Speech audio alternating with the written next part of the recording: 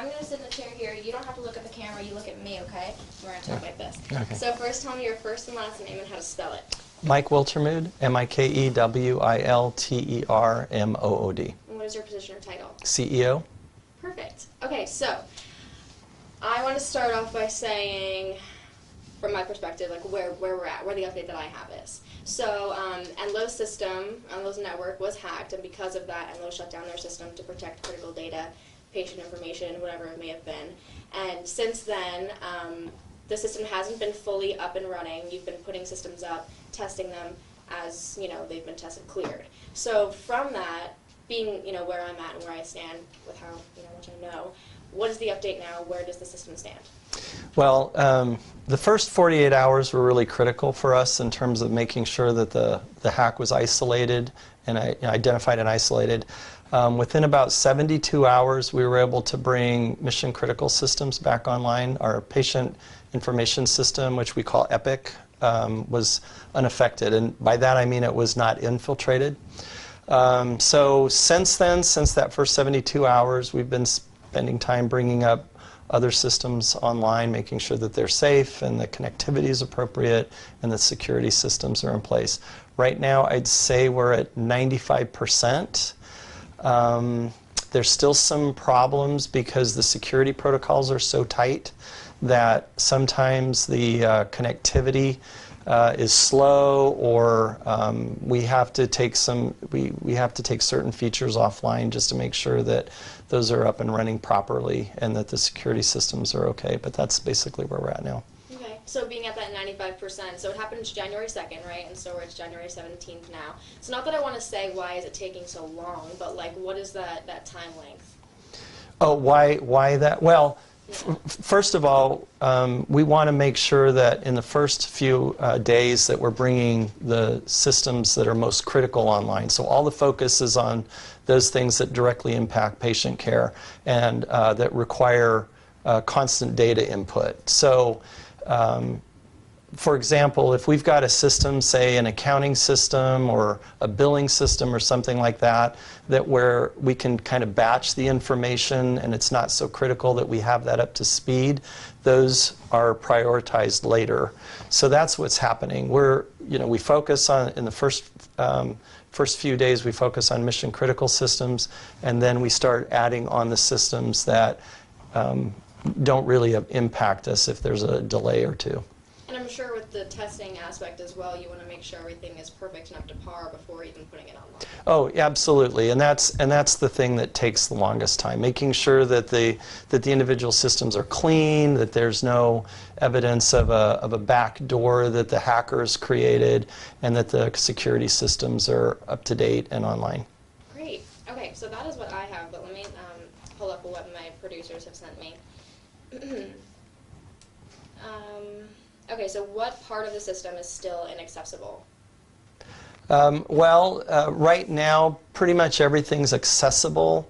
Some of the sites that we have that are not on this main campus, some of the clinics and maybe some of the private physicians' offices don't have access to certain features like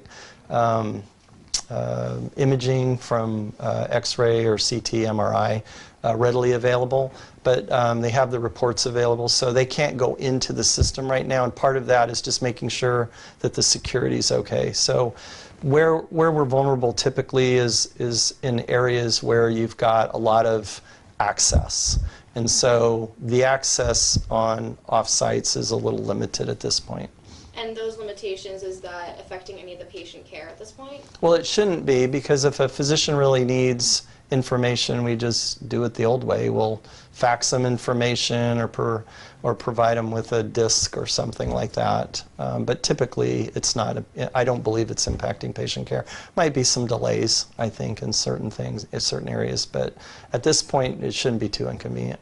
And so when I was talking with some people that were here during like the shutdown, there was a woman and her son that were here. I don't know if you saw the story that I did. Mm-hmm. It's a great story. Thank you. Mm. And so they were telling me about how the woman next to them was delayed surgery. So during that time, I mean, did you have, I know you can't really talk about specific patients or any kind of, stuff like that, but like, did you have patients that were really hurting because of the shutdown?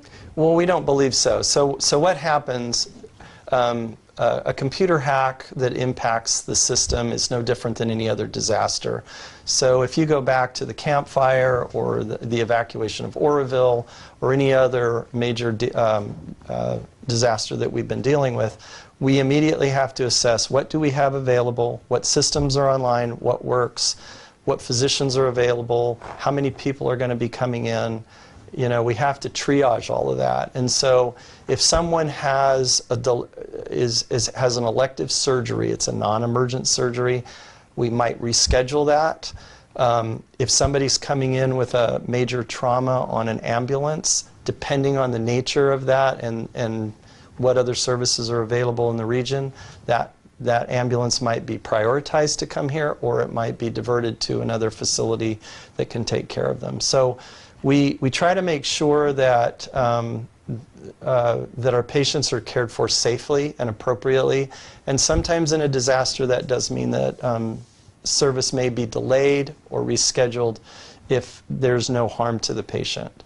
But we apologize for the inconvenience, but sometimes that happens. Did you have any patients that were in ambulance that, say, had to be diverted to a different hospital because of your situation? Well, what we do is we, again, like in all disasters, we find out what services are available close by, and we triage those patients through a base station process. They evaluate in the field. We say, hey, this patient can't wait, they've got to come in, so we prioritize those patients for our emergency room.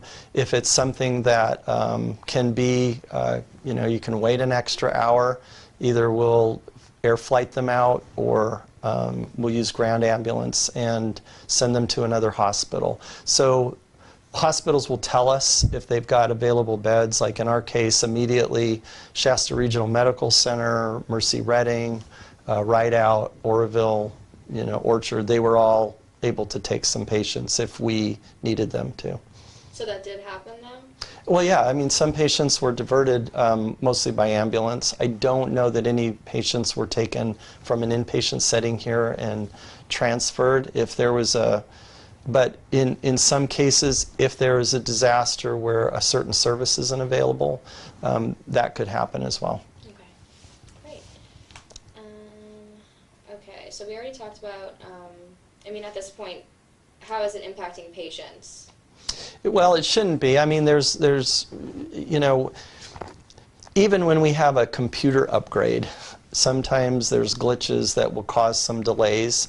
But by and large, patients should be unaffected. There may be some inconveniences depending on how we bring things back online. But I think for most patients, they would see it being as pretty much back to normal right now. And how about employee impacts? Well, issues like this are always a little frustrating and concerning. We just deal with them as best we can. We try to support our employees, and whether it's with food or breaks or bringing additional people. A lot of people worked a lot of overtime to get the systems back online. And to make sure that we had plenty of extra capacity for the patients that we were taking care of. But, you probably have to talk to the employees. Some cases are pretty stressful, to be quite honest, when you don't have the services that you're used to. Kind of an interesting cultural difference between the generation that's really tech savvy and those of us that remember how to use paper. But I think by and large our teams really roll with the punches and do a good job. Yeah, going off of that and the story that I did, going back to that, they were telling me just how amazing the employees were, and then the nurses and everything was kind of just like, they were just, it happened and they were rolling with it and they worked through it, and it was just a good atmosphere that they were telling me about. Yeah, I think too, in some cases it's a good learning experience for us as well as the individuals that are doing the work. We're having a lessons learned kind of exchange going on right now, seeing what we could do better, how we can respond faster, or there's some systems that we can put in place to make things easier for everybody, and so we're going through that right now. Great. And, okay, we talked about the time frame. Okay, any new leads on who was behind this? Well, the process is we have security advisors and vendors that help us, strike forces, if you will, and they are doing a forensic evaluation. Their preference is that we don't disclose any information that could give the bad guys a leg up on either future hacks or helping them understand how effective or ineffective, as the case may be, their hack was on us.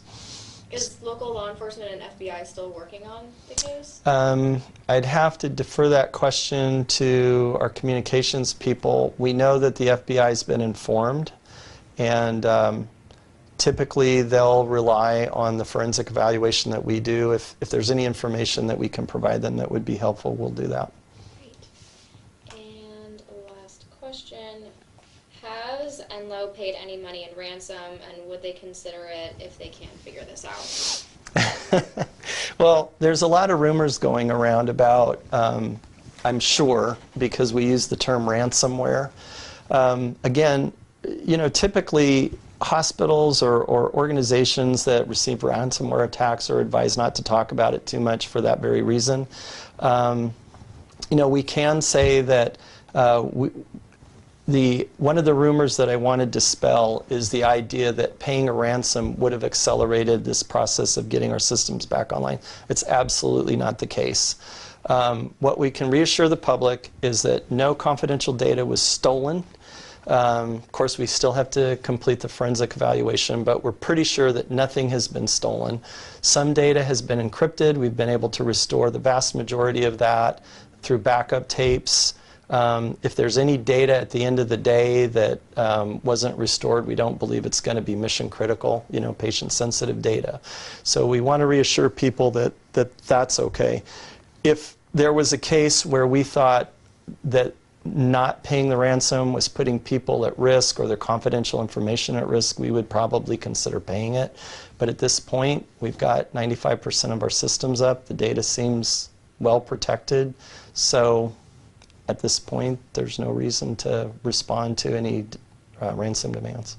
Great. And so overall, as you know, being the CEO, how do you feel that the company and the employees and everyone has come together to help fix this problem? I think they did a tremendous job. I mean, these attacks are getting more frequent and more sophisticated. We get attacked 1,000 times a day. I mean, there's, you know, just broad-based general attempts to infiltrate our system, as you'll probably find with a lot of the banks or the university, a lot of the major systems that are out there.